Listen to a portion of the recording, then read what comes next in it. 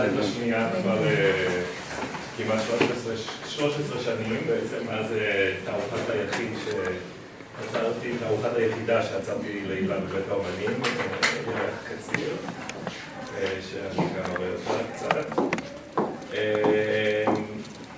יש הרבה דברים שאני רוצה להגיד, אני לא יודע מה יצא. הספר הזה הוא בעצם מבחינתי, ואני מקווה שגם מבחינת הילה, הוא לא רק סיכום, אלא הוא גם סוג של התחלה, אני מקווה, כי אני חושב שרוב האנשים, כולל בקהילת האומנות, בשדה האומנות, בכלל לא מבינים להיקף היצירה ולא מבין יצירה של הילה. ויש גם הרבה מאוד עבודות שנכנסו לספר. אז יש אומנים שהספר שלהם הוא סוג של רטרוספקטיבה, שמסכם איזשהו תהליך, אחר כך הם יוצאים לפנסיה, או ממשיכים לעבוד, אבל כאילו ששיאם כבר מאחוריהם במובן הזה, ואני מאמין ומקווה שעבור הילה זאת ממש התחלה למקום שאליו היא ראויה, ושהיצירה שלה ראויה לה. אז זה מבחינת הספר.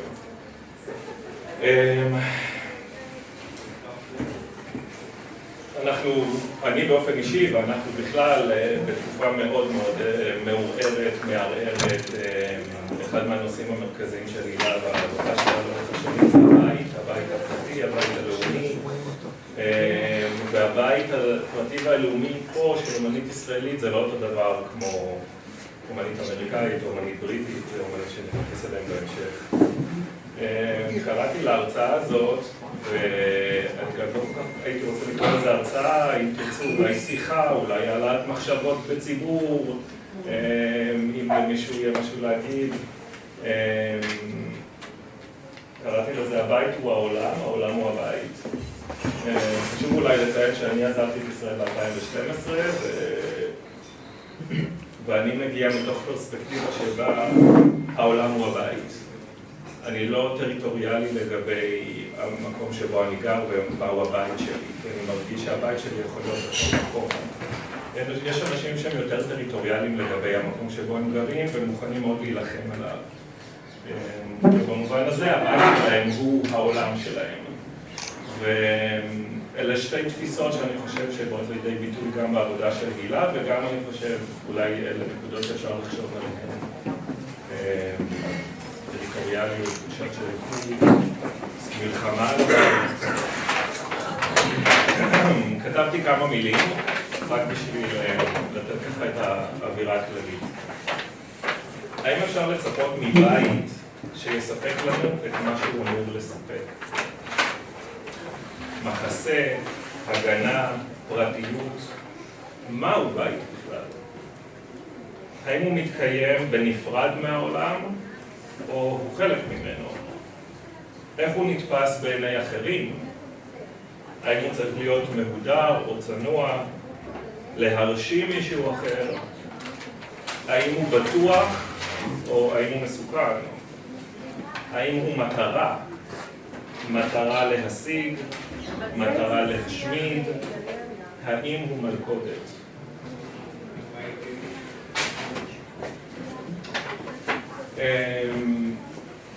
הייתי רוצה ככה לטוות חוקים כלליים של מחשבה לגבי מהו בית בשנים האחרונות. שני התצלומים האלה מסדרות רוטשילד, מזמנים שונים. אחד פרופסור סביבתי של מיכה אולמן, שנקרא יסוד, מ-1989, וזה פסר שמאוד קל לפספס אותו, כי הוא נתפס כמינורי, הוא מאוד על פני השטח.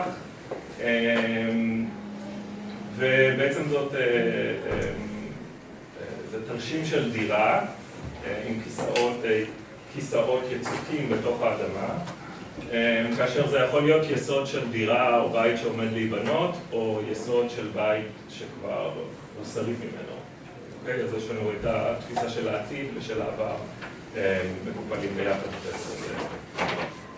מצד שמאל תצלום של אורן זיו מקולקטיב Active Skills, תכולת הדירה של דפני ליף כשעה שהיא הוציאה אל סדרות רוטשילד כשעה לפני תחילת אירועי מחאת האוהלים ב-2011. הבית כמשהו שהוא חלום שאי אפשר להשיג אותו. עבור דור שלם או דורות שלמים, כן? דירה עם שותפים, הוא איזושהי משאת נפש מבחינה כלכלית אולי אפשר להשיג אותה, ואז השאלה היא האם הבית הלאומי בוגד פה בחלום הזה של הקמת בית או מדינה. אולי זה משהו שפשוט צריך לחפש אותו במקום אחר. כך שהבית הוא בעצם לא מקום בטוח, הוא מקום ארעי, הוא נידף, ואלה ככה שני רפרנסים שאפשר לחשוב עליהם אולי בהקשר של גילה. כמובן שאי אפשר שלא לחשוב על 7 באוקטובר, ועל הבית שהוא רחוק מלתת תחושת ביטחון, ושוב השאלה היא האם זה הבית הפרטי שלו מספק את תחושת הביטחון, הבית הלאומי שלו מספק את תחושת הביטחון, וכל מה שמצוין בתוך זה. עוד תצלומים של אורן זי, בפעם של עולים שהופגזו, של קהילת פלסטינים, קהילת רועים פלסטינים, מזרחית לרמאללה, מצד ימין. כלומר, תכולת הבית הפרטי, כמו אצל דפני ליף, אצל דפני ליף תכולת הבית הפרטי הוצאה אל המרחב הציבורי מרצון, פה תכולת הבית הפרטי יוצאת אל המרחב הציבורי שלא מרצון, תוך אקט על מעודלים.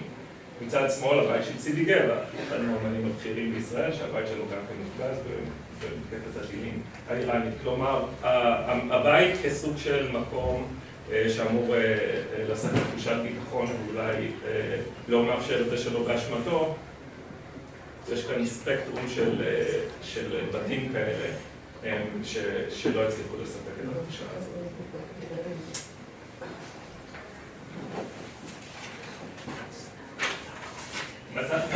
סליחה, שאלתי את הילה מתי בעצם היא התחילה לעסוק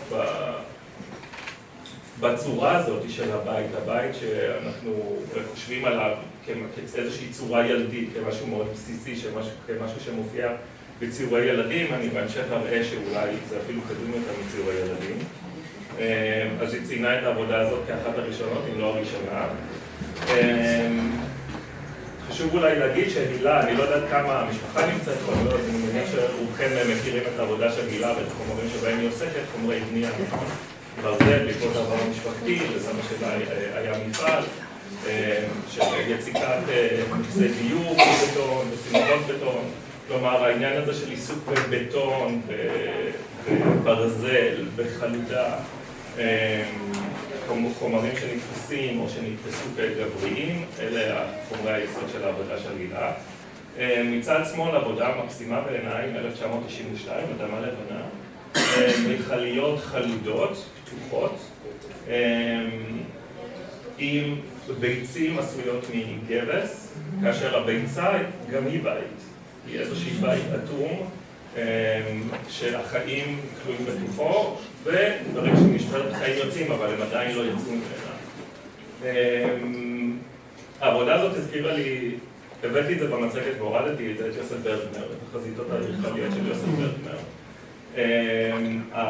הפרטי והציבורי בתחושת הביחד, ביחד עם זאת איזושהי תחושה של ניכור ואובדן. אז פה בתחילת הדרך של הילה מבחינת הדימוי של הבית עם הגג המשולש והחלונות והדלת עם חתיכות ברזל שהיא שילבה ומריחה של בטון על הקנבס. עוד תגובות פוליטיות של הילה למבצע עופרת יצוקה.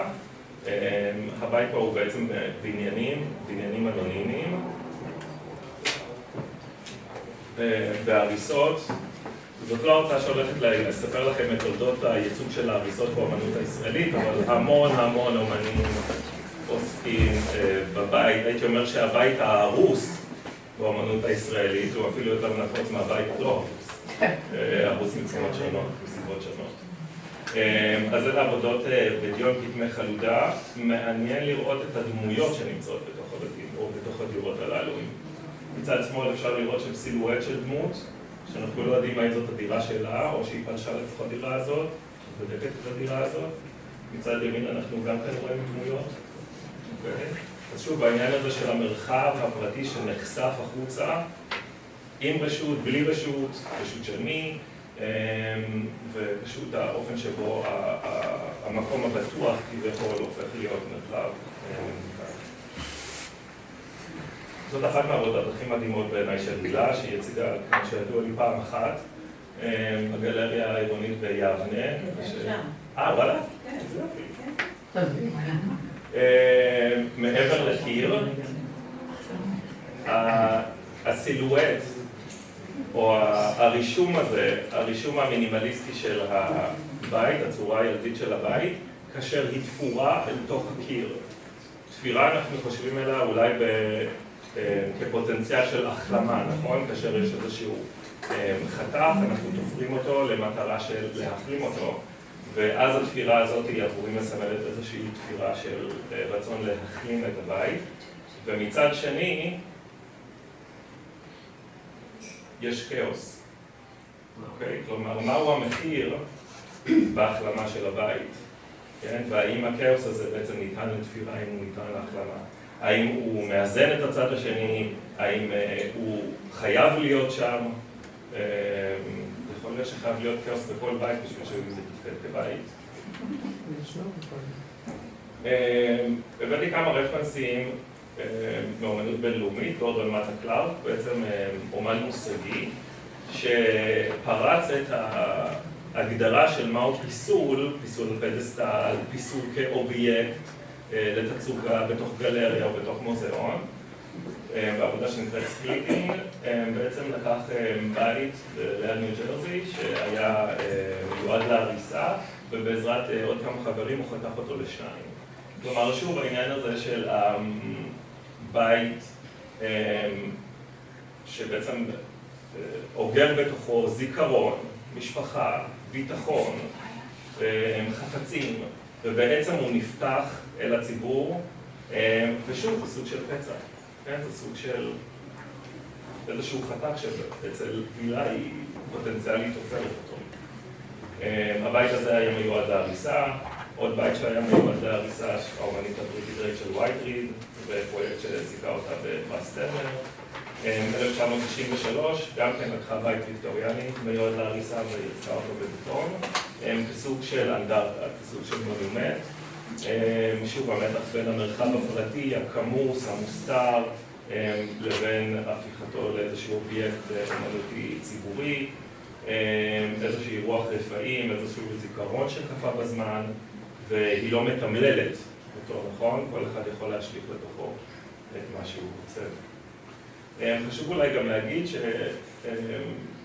שהאומנות הבינלאומית מאוד אוהבת גדול. ספנים אוהבים גדול, מוזיאונים אוהבים גדול, קנה המידע הוא אמביציוזי, קנה המידע הוא שאפתני.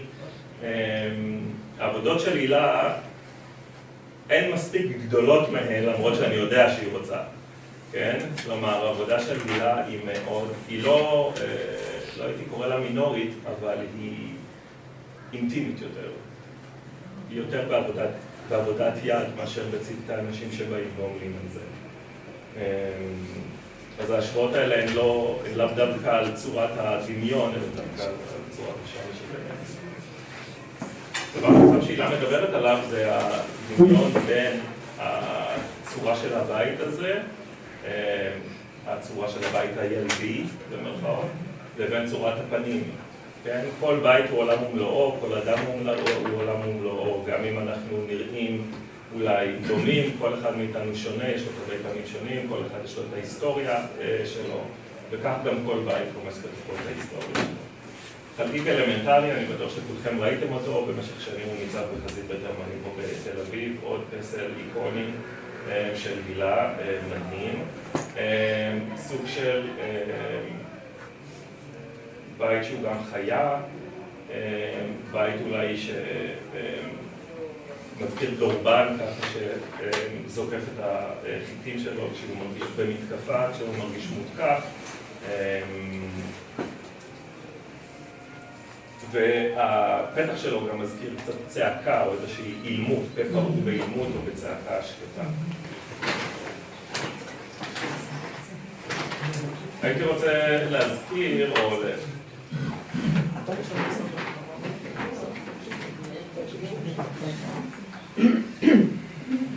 הבית הזה הזה אולי אומנם נתפס כאיזשהו בית ילדי, אבל אני רוצה להגיד שהצורה הזאת של הבית, בעצם אנחנו רואים אותה כבר במקומות הרבה יותר מוקדמים מציורי ילדים.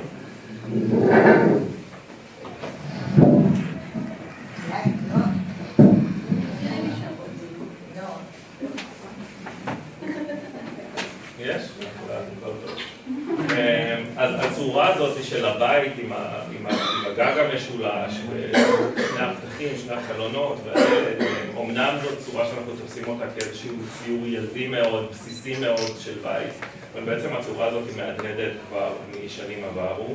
הבאתי שתי דוגמאות של לוחיות למניעת עין הרע, להגנת הבית בפני ישויות רעות. אנחנו יכולים לראות את הצורה המשולשת הזאת. מה שמעניין זה שאפשר לראות במרכז למעלה איזשהו שריד של זכוכית או מראה. בעצם היו כאן מראות שנועדו לשקף בחזרה לישות הרעה את נוכחותן, ועל ידי זה להבריח את העין הרע מהבית. דבר נוסף שאפשר לראות זה מצד שמאל יש לנו שני פתחים, שלושה פתחים, נכון? הם לא היו חייבים להיות שם. נותן איזושהי חיות, איזשהו מעבר גם פוטנציאלי של אוויר שמחיה את האובייקט הזה.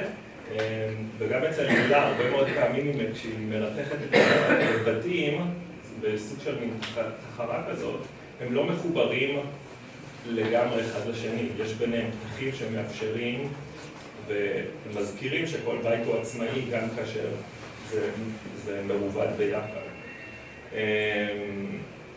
אז שוב, העניין הזה של שני חלונות או שתי עיניים האם הבית הוא מרחב נשי? האם הבית אצל הילה הוא מרחב נשי? החומרים הם כאילו גבריים, ואני גם לא אוהב את הדיכוטומיות האלה, זה רק ככה בשביל מחשבה. זה מתוך פרויקט עם הרקדנית היפנית יוקו, שהילה בעצם ילדה של מוזה והובילה במשך הרבה מאוד שנים, והן שיתפו פעולה במספר פרויקטים.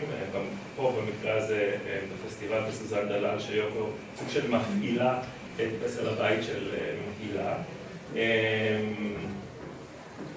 היא רוקדת בפנים, היא כלואה בפנים, מרצון או שלא מרצון, והיא מתפתלת מעלה ומסביבו. הבאתי את הדימוי הספציפי הזה, בגלל שמאוד אהבתי את השלוחות של הגוף שיוצאות מתוך הבית, והבית הופך להיות סוג של יצור מאוד מאוד גופני. ואני רואה את הבית אצל הילה כמרחב מאוד מאוד גופני. זה הצייר האמריקאי ג'ון אקסטון, שהיה פעיל בסנטה פה, ניו מקסיקו. ואנחנו יכולים לראות סוג של אדובה, סוג של בית בעצם, כאשר הבית הזה הופך להיות גוף נשי, מאוד חושני. ובחלק גדול מהעבודות אצל הילה באמת הבית הוא מהדהד גוף נשי, למשל בעבודה הזאת, או גוף בכלל. יסודות רופפים שהוצגו במקום לאומנות, בגלריה סמוכה כבר לפני עשור. סילואטים או הדים של צורות בתים שמחוררות על תוך הקיר, ומתוכן הילה הוציאה ברזלים שמשתמשים בהם, נכון, ליצירת תשתיות, והם יוצאים מתוך הקיר.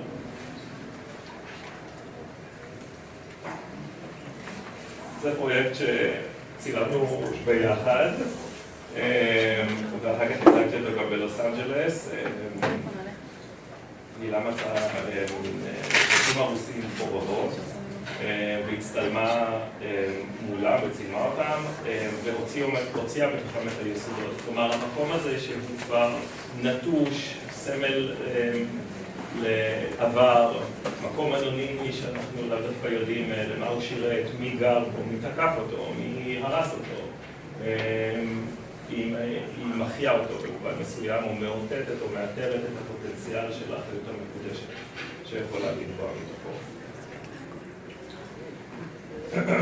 עוד קצת רפרנסים לתולדות האמנות, וסליוס היה אנטומיסט שבעצם הוא נתפס כראשון שלימד את התלמידים איך לנתח גופות של בני אדם ולא של חיות, ובעצם העניין הזה של הפרקטיקה, של ללמוד ישירות מתוך גוף האדם, ומשמאל הפלסטיני של מיקלאנג'לו, עם מה שנתפס בתור הדוכן העצמי של מיקלאנג'לו. האופן שבו הבית הופך לגוף והגוף הופך להיות מעין שוט אור כזה.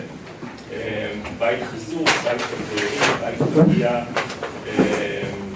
בית שיוצא לחוץ. והאם כשהוא יוצא לחוץ, האם זה טוב עבורו או רע? עוד קצת רפרנסים, אווה הסה, פסלת מושגית שמתה בגיל צעיר, עם גם כן עבודות היברידיות בין תמונה לבין פסל, פסל של יוחצה החוצה. לי זה מזכיר חבל טבור למשל, הפוטנציאל של החיים. ומצד ימין נלי אגסי מתוך מיצב בפרפורמנס שהיא עשתה במוזיאון תל אביב, שזכתה בפרס גולדסטינר, נוף שאול. אז מצד אחד יש לנו כאן אבני בזלת, מלופפים ממה שנראה אולי כמו תחבושות, אבני בזלת במרחב הישראלי, הפיסולי, לעתים קרובות השתמשו בהן למרחבים של אנדרטאות, מקומות של זיכרון, והיא סוג של כובלת את עצמה אל הסלעים האלה, אל הזיכרונות האלה, אל המקום. וכאן עולה עוד שאלה שרלוונטית גם אצל הילה, האם ההישארות בתוך הבית היא מלכוד עצמי, או היא איפה הרצון החופשי, נכון? כי בית אפשר גם לעזור.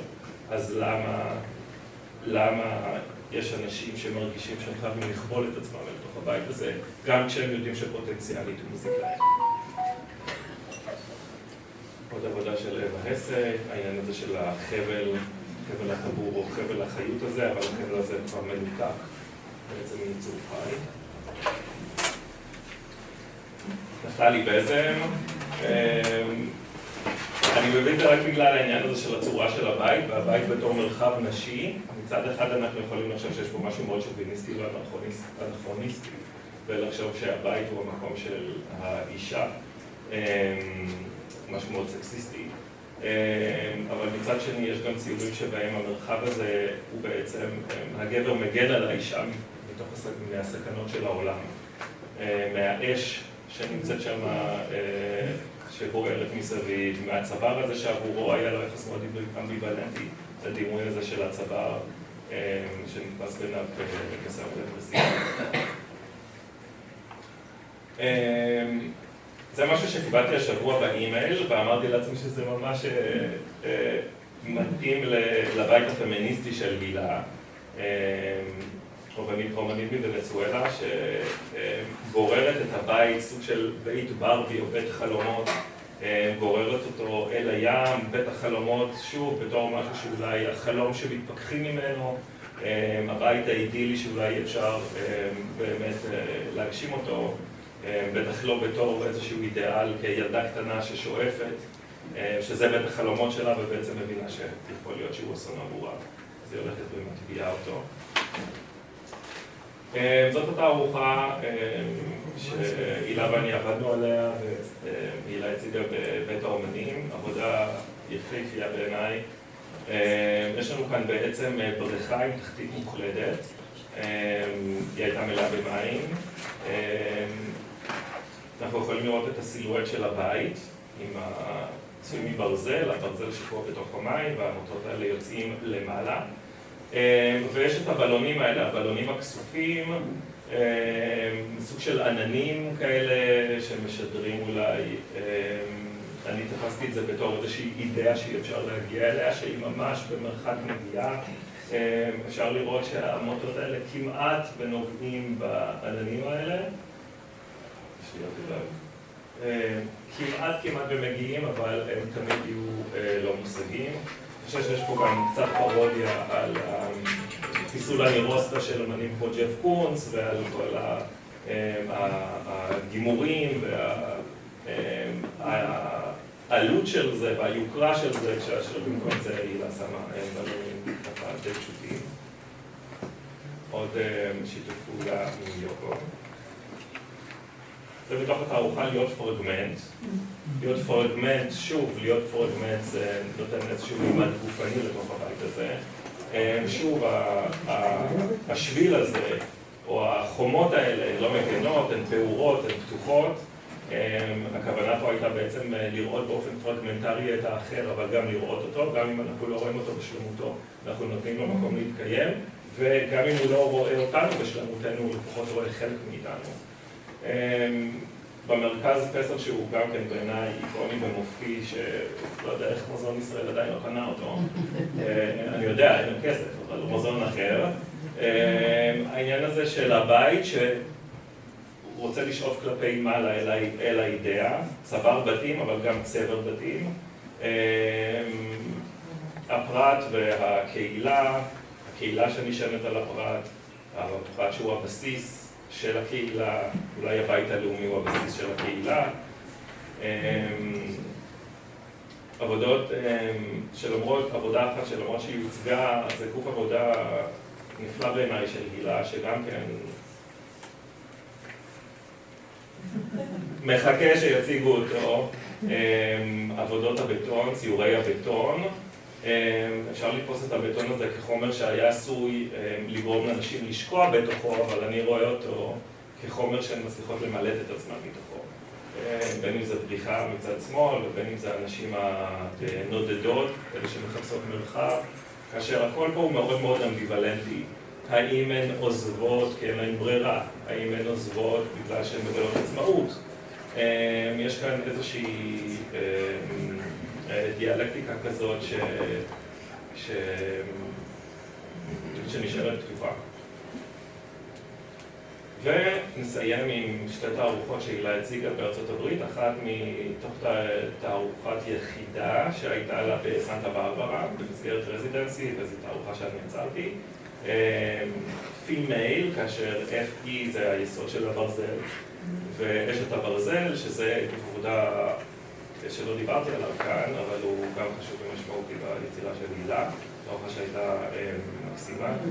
ומצד ימין תערוכה קבוצתית שיצרתי בלוס אנג'לס, מבפנים, נופים רגשיים מישראל, ובה הצגתי את העבודות האלה של התצלומים. אנחנו יכולים לראות אותה כמו מלאך ההיסטוריה, ניצבת אל מול היסטוריה חתומה, אולי מהרהרת, נזכרת, חושבת ומחיה, מביאה את העבר הזה אל תוך ההווה של הצופה, ואולי גם מצביעה פה איזשהו פוטנציאל של תחייה. זהו.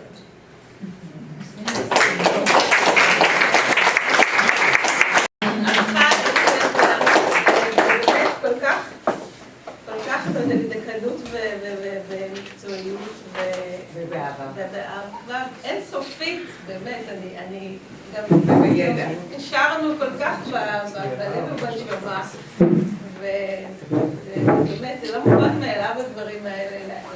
אני מרגישה שהקפתי את עצמי בספר הזה עם אנשים שאני אוהבת וגם שאני התאהבתי בהם.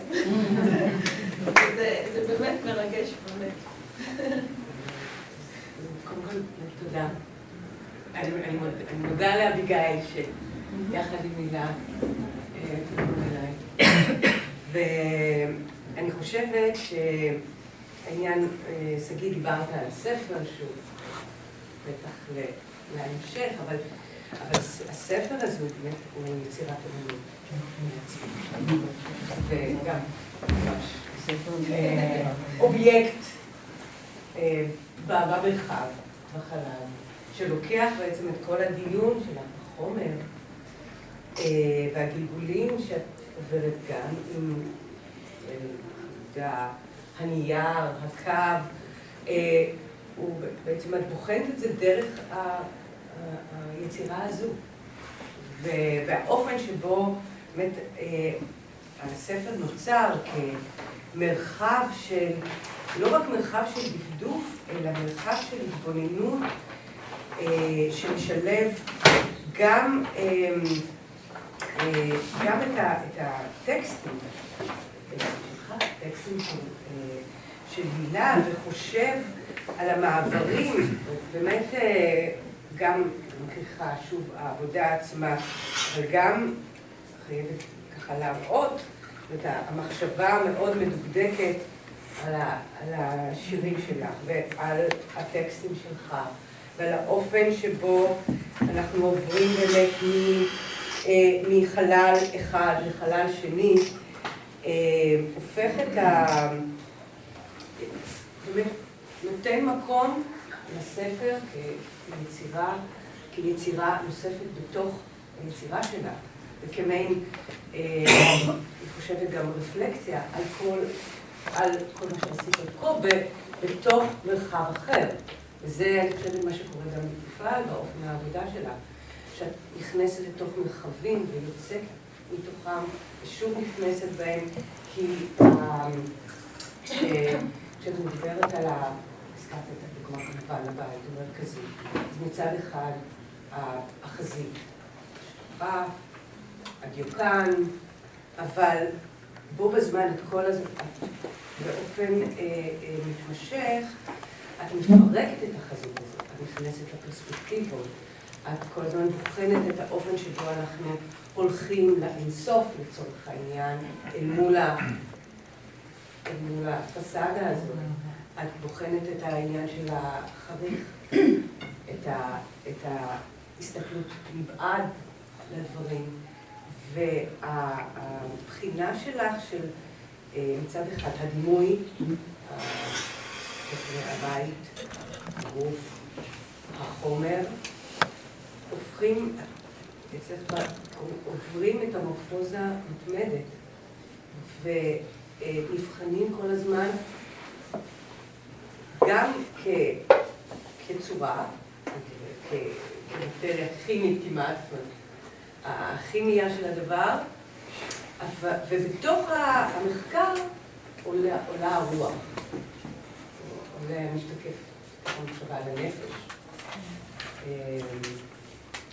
וההתבוננות פנימה לתוך רגש, לתוך מצב קיום, של תודעה, או של תת מודע, אבל הכל מתוך הצורה והקו,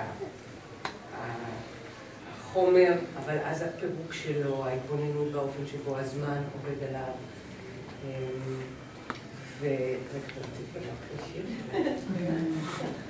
וסביב, אולי אתה גם יכול להקריא. רק אני, או שאת תקריא, הכי טוב שאת תקריא.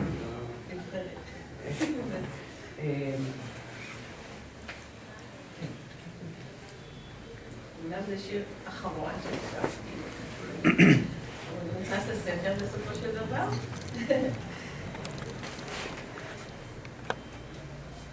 הגוף שלי שוכב במיטה. הנפש מתעוררת לאיטה. היא רוצה לקום, אבל הגוף מבקש לשכב בו. ברגע שהוא קם, תחושת הכובד הגרביטציוני מתמקדת בראש ובכתפיים. כאילו רוצה לדחוס את המסה על האדמה, אבל בשכיבה המסה המכבידה מתפזרת. והנפש יכולה להקשיב לעצמה, ואולי לומר דבר מה. בכל זאת, אני אקום מתישהו. והאוויר סביבי ילווה אותי כמו הילה.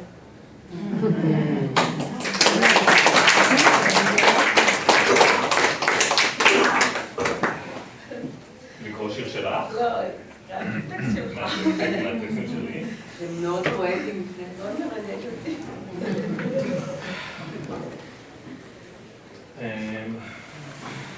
אני חייב להגיד ש...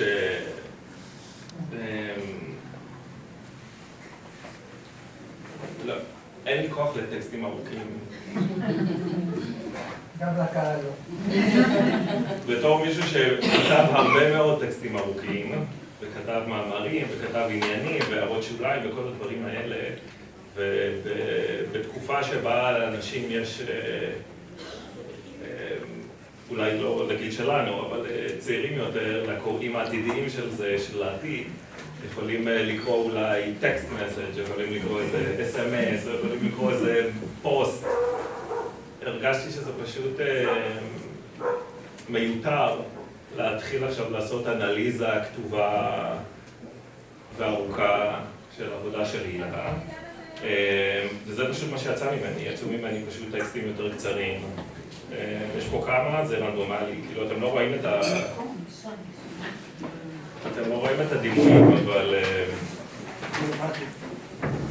טיסה אחר טיסה, השברים מתלכדים לישות. שאריות חסרות גוף, יוצרות צורה, קלסטר, זו. לבדן הן זיכרון דהוי. זו על זו הן בונות חיים. מרווחים של אוויר ממלאים את החסך, קווי מתאר אוספים את החלל שבפנים. לא כמקשה אחת, כי אם פרטים מצטברים הם חוברים זה לזה כתצרף של טלאים. הפתחים משמרים עצמיות מדומה, מאפשרים גמישות של תנועה פוטנציאלית, ממלטים הנחות רווחה.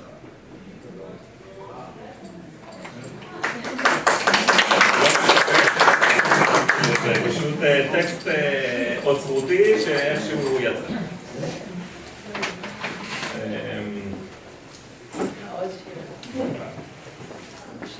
כולם פה קנו את הספר, אז אין מה לשווה לקנות את הספר. גם זה, אם לא קניתם... מי שרוצה, יש חולים בחוץ, אחר כך לקנות. וגם כמובן העבודות האלה שהם אמרו.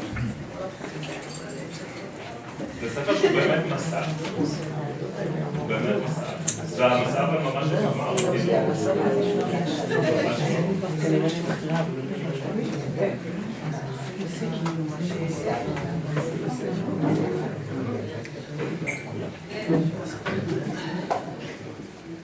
מה להגיד שזה ספר במהדורה מוגבלת. זה כמעט ספרים בלבד. זאת אומרת, מי שרוכש אותו, כל עבודה היא אחרת. זאת אומרת שזה ממש עבודת אומנות. ואפשר כמובן, החלום שלי היה באמת, לפני שהוצאתי את הספר, החלום שלי היה בעצם לשים, דברים מכניסים ככה לזה, שרואים את זה. אבל לא, החלום שלי היה לשים את הספר ככה, ולשים אותו, וכל הספרים מאחוריו עומדים, אבל רואים אותו עם העבודת אומנות שלו. ובעיניי זה משהו אחר, תפיסה אחרת של ספר. החלום הזה התגשם. ובאמת, אבל להגיד למה בחרת דווקא את הדימוי הזה, של הבית. זה בית קצת איקוני וקצת לא, זאת אומרת, זה קצת איזה סוג של, גם כן יש בו איזה צריף כזה. זה שד, קוראים לזה שד באנגלית, זה שד. אז זה כאילו, זה מקום שהוא של פעם, של פעם. הוא גם צורפוי. הוא בוער, כן. החלודה, כמובן, אתם יודעים החלודה זה חיים, בסך הכל זה חיים, כי היא זאת שנותנת לברזל להמשיך כל הזמן לחיות. אז חלק מהחלודה פה כמובן אני נותנת לה את המקום הזה, והיא תחיה לעוד שנים רבות, וחלק שמתי את הלקה שהיא ככה תתן לאיזושהי מסגרת, אבל הכתמים פה הם אקראיים, וזה גם חלק מהעבודה שלי, אני חושבת, שאני נותנת למקום הזה לזרום, לעבודה שלי לזרום, לאו דווקא. אני תמיד אמרתי, אני לא סדרתית, אבל בסופו של דבר יצאה סדרת בית, יצאה סדרת שלום ברזל, זאת אומרת, הדברים מעמידים עם השנים ויוצאים בצרות בשביל סדרות מסוימות. ולקח זמן גם את זה להבין. זאת אומרת, זה גם מסע של דרך באמת להבין את זה. טוב, עוד שיר. אני מסתכלת בשמיים, שמי לילה שחורים. אני אומרת בלב דברים שאף אחד לא ישמע. אני מפנה אותם אליך, בידיעה שאולי תריק ישאב אותם אל חור שחור שבעוד כמה מיליוני שנים יתאחד איתו או לא. המושג אין הופך את היש לעובדה. אני מאלצת את ישותך להתעמת עם חוץ ועם פנים, עם כאב ועם שמחה. אני חושבת שכל עוד היש קיים, הוא מכיל אותך.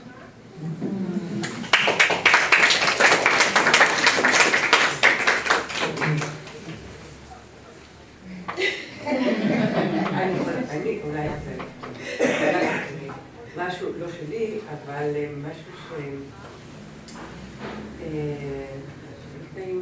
שמצוטטים כאן, או מאנשים שכתבו על אומנות, כי אני כן חייבת להגיד, נכון שיש טקסטים כתובים לאנשים כתובים, אבל הצורך בלחשוב דרך הטקסט מביא אותנו לעוד, בתור מי שכותב, אני לא מדברת על מי שקורא את זה בהכרח, אבל באמת לחשוב נגיד אפילו על החומרים של אותו, להבין את כל מה שקורה סביבנו, אבל דרך המילים, או מה שקורה באמנות שלך, דרך המילים. כדאי שתשמע קצת יותר בקול רם. סליחה. אני אומרת, אני גם בפנים שלי. נכון. אני אומרת שנכון שאנחנו קוראים הרבה טקסטים, ולפעמים נראה לנו שהטקסטים הם אולי שוליים או מותרים, ולפעמים הם אכן כאלה, אבל אני חושבת שהרבדים של יצירות אומנות נמצאים בכמה וכמה, כלומר, יצירות אומנות נמצאות בכמה וכמה רבדים ומישורים, ואפשר לחוות אותם כל פעם מחדש דרך להסתכל על העבודות שלך ולקרוא את השירים שלך, זה חוויה אחת. או, קודם כל לראות את העבודות, לחוות אותם בספר. לחוות אותם אחרי ששומעים אותך וקוראים את השירה. לראות אותם ולחוות אותם אחרי שזה מקריא. והאפשרות שלנו כל הזמן להבין, נגיד, יצירת אומנות מחדש, זה כמו להבין את עצמנו מחדש. ואיך אנחנו חווים דברים בעולם. ובהקשר הזה, אז בדרך אגב, הפעולה הראשונית, העבודות הראשוניות שלה, גם בפסלים, אבל גם ניירות וכן הלאה, מאוד נוכחת בספר ומאוד מאוד מפעימה בתוך היצירה שלך. ורציתי להקריא את כן. משהו שאריאל הירשפלד כתב על הנושא של בית ומבנה.